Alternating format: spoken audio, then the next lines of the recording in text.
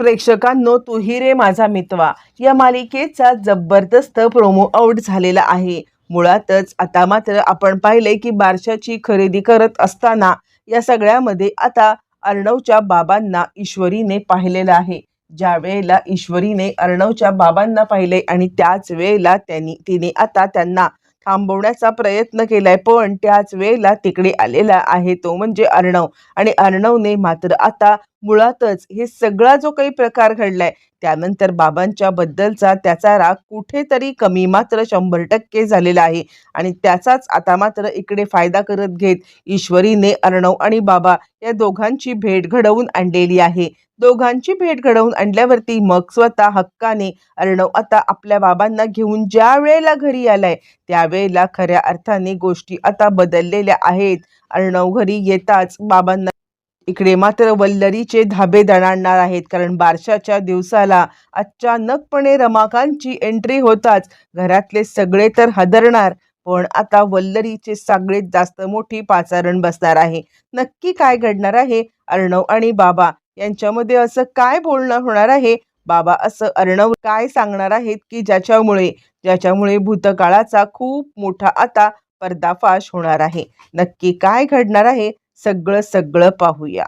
इकडे आता ईश्वरी ज्या वेळेला सगळे कपडे गाडीमध्ये ठेवत आहे आणि त्याच वेळेला गाडीमध्ये कपडे ठेवत असताना अचानकपणे तिला आता समोरून वारकरी संप्रदायाची माणसं आता जाताना दिसत आहेत. ज्या वेळेला वारकरी संप्रदायाची माणसं दिसत आहेत आणि त्याच वेळेला मग आता ईश्वरी थोडीशी गडबडून ती आता समोर पाहते. ज्या वेळेला ती समोर पाहते त्यावेळेला आता इकडे बाबा बाबा नाही नाही काहीही झालं तरी मला आज बाबांना घेऊन आता इकडून जायला पाहिजे असं ईश्वरी मात्र आता इकडे बाबा बाबा म्हणत त्यांच्या मागावरती चाललेली आहे, पण त्यांचं काही लक्ष नाहीये. आणि त्याच वेळेला सगळेजण पुढे गेल्यावरती ईश्वरी विचार करते, नाही हीच ती वेळ आहे. आत्ता जर का मी यांना गमवलं किंवा आत्ता जर का हे इकडून निघून गेले तर माझं काही खरं नाहीये. मला या सगळ्यामध्ये काहीही झालं तरी सुद्धा यांना थांबवायलाच पाहिजे. म्हणून हातामध्ये सगळ्या बॅगा घेऊन ती आता धावत पळत निघालेली आहे, जेणेकरून काहीही झालं तरी आज बाबांना थांबवायचं म्हणजे थांबवायचं असा विचार ती करते.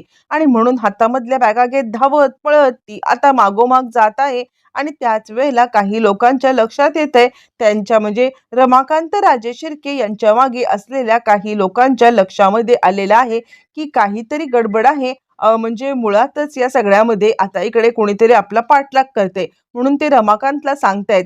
पण तोपर्यंत आता मात्र रमाकांत पुढे निघून गेलाय. ईश्वरीच्या हातामध्ये खूप साऱ्या पिशव्या आहेत आणि अर्णव तिथपर्यंत पोहोचलेला आहे. अर्णव ज्या वेळेला तिथपर्यंत पोहोचलाय आणि त्याच वेळेला तो पाहतोय तर काय तिकडे आता म्हणजे ईश्वरी दिसत नाहीये. मग आता त्याला मोठा धक्का बसलाय आणि त्यानंतर मग आता तो इकडे तिकडे पाहायला लागलाय.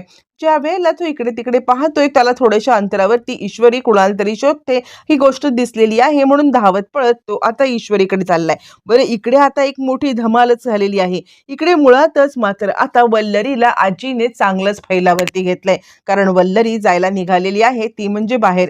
कारण आता सुप्रिया येईल. सुप्रिया आल्यावरती आता जर का आपण इथेच थांबलो तर काही आपलं खरं नाहीये. मुळातच ही आता सुप्रिया आणि ईश्वरी आपल्या मुळावरतीच उठलेले आहेत आणि असं असताना जर का आता आपण इकडून थांबलो तर मात्र पुढे सगळी गडबड होऊन जाईल असा विचार ती करत आहे. बरं, हे सगळं होत असताना मग लगेचच आता मात्र ती सांगते, आजी नुसतं थांबायचं नाहीयेस, तू तुझ्या विहीणबाईंना फोन कर, तू सुप्रियाला फोन कर आणि त्यांना बारशासाठी बोलवून घे. वल्लरीचा नाईलाज होतो. बराच वेळ नाही नाही म्हणत म्हणत तिला आता फायनली या सगळ्यामध्ये हे गोष्ट करायलाच लागते. कारण आता किती वेळ आपण अशी टाळाटाळ करत बसणार आहोत, कधीतरी या सगळ्यामध्ये आपण पकडले जाऊ असा विचार करत लगेचच तिने आता फोन केलाय. हॅलो हॅलो म्हटल्यावर ती का कोणास ठाऊक पण आता सुप्रिया गप्पच बसली. सुप्रियाला हा आवाज कुठेतरी ओळखीचा वाटलाय आणि सुप्रिया मात्र आता तो आवाज ऐकतच बसलेली आहे. आणि त्यावरती वल्लरी तिला सांगते आहे, हॅलो, अंजलीच्या मुलाचं बारसं आहे, त्यामुळे तुम्ही या बारशाला आलात तर बरं होईल असं म्हणत ती आता काही बोलणार, पण त्याच वेळेला सुप्रियाला हा आवाज मात्र आता ओळखण्यासारखा वाटायला लागतो. आपण तर ह्यांना कधी भेटलेलो नाही आहोत आणि आता आपण जर का यांना भेटलो नाही तर मात्र या आपल्याला म्हणजे आवाज का ओळखीचा वाटतोय आणि त्यानंतर फटकन आता मामी फोन ठेवून देतात. बरं तोपर्यंत इकडे आता ईश्वरी त्यांच्या मागे मागे मागे मागे चाललेली आहे. त्यावेळेला ईश्वरी मागे जात असताना त्यानंतर मग आता ती विचार करते, नाही कुठे गेले ते, म्हणजे आत्ता तरी इथे होते. पण त्याच वेळेला अर्णव तिकडे आलेला आहे. ज्या वेळेला अर्णव आता तिकडे येतो आणि त्यानंतर तो म्हणतो, मी सिंदूर अगं काय झालं, हातामध्ये इतकं सगळं सामान घेऊन कुठे पळपळ करत आहेस तू.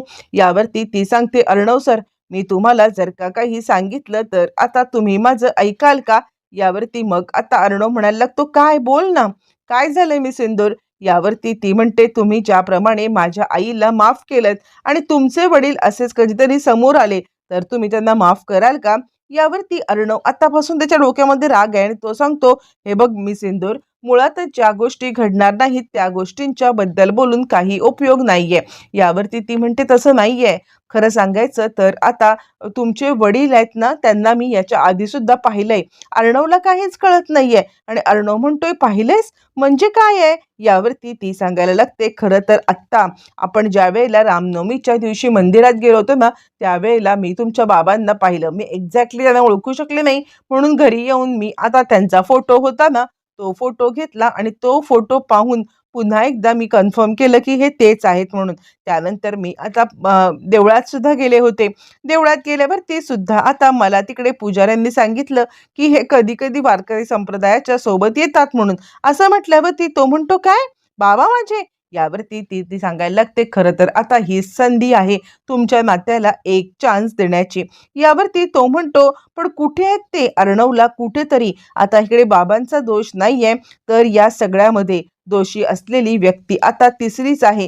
ही गोष्ट ज्या वेळेला समजलेली आहे त्यावेळेला त्याचा ऑलरेडी राग तर कमी झालेला आहे, पण त्याने ठरवलंय की आता त्यांची भेट घ्यायची. आणि त्यावरती मग आता लगेचच तो सांगायला लागतो, ठीक आहे मी सिंदूर, तू आता माझ्या बाबांची आणि माझी भेट घडवून आण.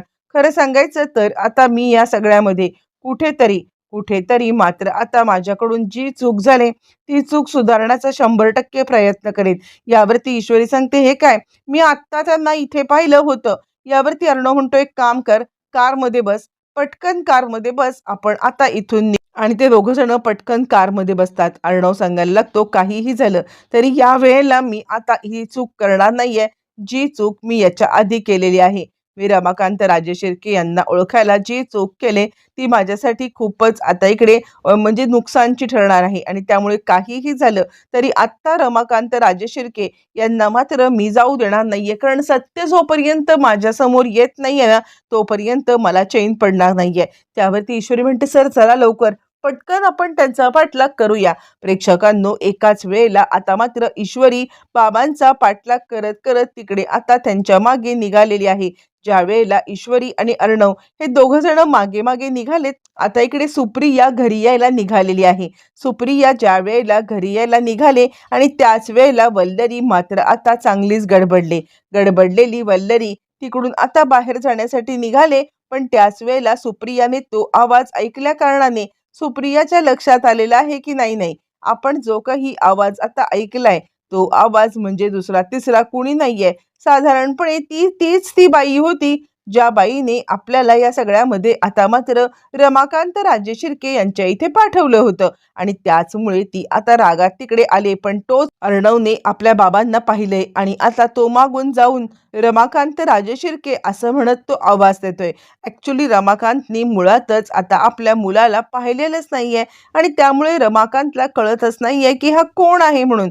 आणि त्याचमुळे तो आता आपण यावरती तो सांगायला लागतो, अर्णव रमाकांत राजेशिर्के, कुठेतरी ईश्वरीने जो काही प्लॅन करून अर्णवचे डोळे उघडले होते ते डोळे उघडणं आता मात्र खूपच चांगलं झालेलं आहे. आणि या सगळ्यामुळे मुळातच ईश्वरी आणि अर्णव यांच्या एका गोष्टीमुळे आता बाबांच्या वरचा राग अर्णवचा गेलेला आहे. आणि त्याच वेळेला तो आता यांना विचारतोय, बोला कुठे होतात तुम्ही इतके वर्ष आणि हे सगळं काय आहे. यावरती आता मात्र बाबा सांगायला, तर तुझा माझ्यावरचा राग गेला का बाळा, म्हणजे आता तू एवढासा होतास पण त्या वेळेला सुद्धा आता माझा इतका राग राग राग केलास ना तू, की मला काही कळेच ना की या सगळ्यामध्ये मी आता काय करू म्हणून. मला खरंच समजत नव्हतं की काहीही झालं तरी सुद्धा मी आता तुझ्याबद्दल असा विचार कसा करू शकतो ते. असं म्हटल्यावरती मग आता तो सांगायला लागतो, "खरंच बाबा तुम्ही मला माफ करा. मी या सगळ्यामध्ये आता तुमची हात जोडून माफी मागतो. मुळातच आता मात्र मी तुमच्याबद्दल गैरसमज करून घेतला,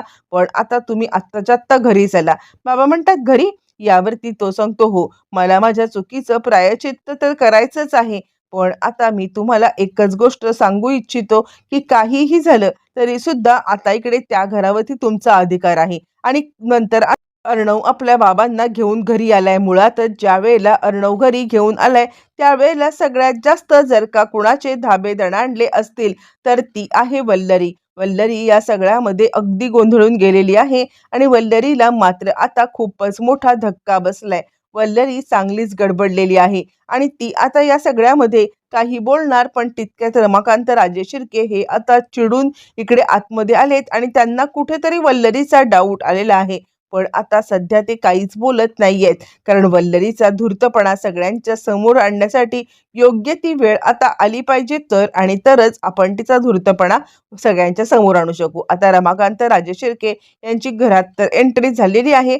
पण या सगळ्यानंतर मग आता रमाकांत राजेशिर्के सत्याचा उलगडा कसा करणार येणाऱ्या भागामध्ये सगळं करणार.